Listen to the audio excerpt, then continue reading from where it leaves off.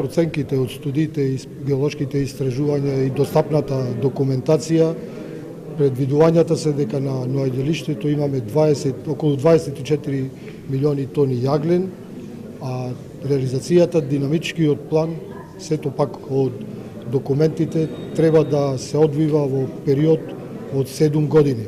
3 години до почетокот на целосна експлоатација на јаглен, односно припремите работи и откривката на јаловинските маси.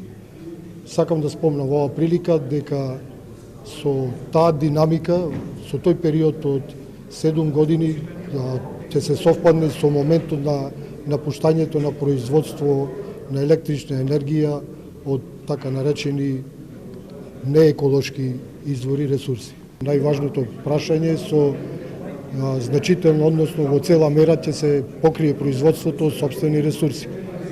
Ќе се напушти набавката на увозен јаглен, што е со релативно висока цена, што има директно влијание на крајната цена на електричната енергија.